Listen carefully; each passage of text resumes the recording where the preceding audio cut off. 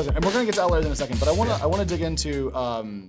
I've talked to two VCs lately in the last 6 months that have been talking about the beginning of a cloud slowdown. And this is a very specific thing. What they mean is cloud is no longer an upstart phenomena. SaaS is no longer nascent. We have now seen a large percentage of the enterprise software world move over to SaaS. And that means that the growth rate will descend as the actual aggregate base is larger. And critically, they think that this might lead to incumbents squeezing out startups from certain spaces in the SaaS market that might have been attractive before. And this is mostly from Alex N over at Scale Venture Partners recently.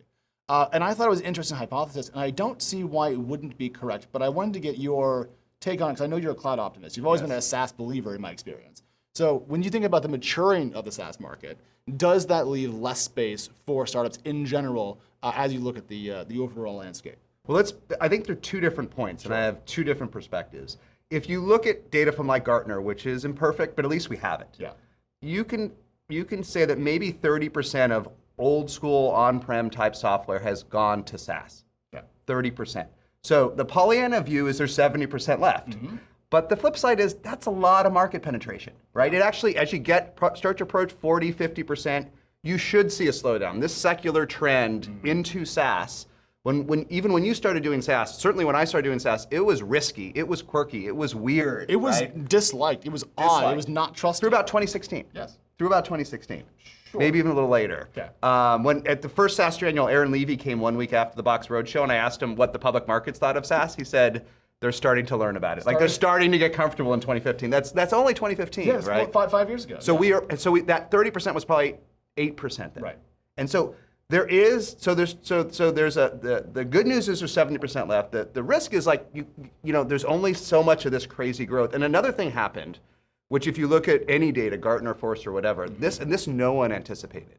More of IT went to SaaS. We all knew there would be a substitution, that of however you define IT, $1 trillion, $3 trillion, there's different metrics, how much infrastructure you include. We all knew that like the old on-prem software would go to SaaS. We didn't realize that it would take up 30 to 40% more of those IT budgets than they used to. So we got an extra boost. People are spending more on software. Expanded. We're spending more on business software. No one from Scale, no one from anybody realized we would spend more on business software because of SaaS. Right. And that has physical limits. IT budgets can be so much of a global 2,000 budget. So these amazing trends created, many SaaS companies doing $1 billion in ARR, $1 billion in ARR. But they're going to hit headwinds there. There's no question those headwinds.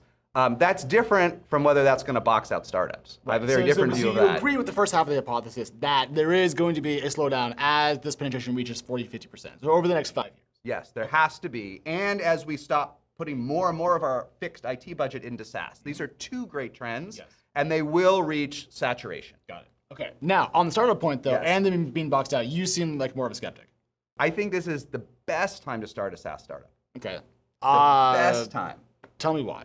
Because all the SaaS leaders are at $1 billion, $2 billion, coming up on $1 billion in AR. The Zendesk, the Shopifys, the HubSpots, they don't have time. They don't have time. So if you're at $1 billion in ARR, and they're all growing like a weed, they're growing 30, 40%. Shopify's growing 50%. Shopify is an outlier, though. Yeah, but so is Twilio. But they're all growing. They're all growing, with a few exceptions. They're all growing north of 20%. All the leaders. So let's imagine you're at $1 billion of ARR, which now they're like 20 of these companies. How much do you have to add this year? 200. Or maybe even 300. Or maybe even 300, which is a lot. So you're thinking about non-organic growth. I don't have time to compete with your little startup that was just on TechCrunch.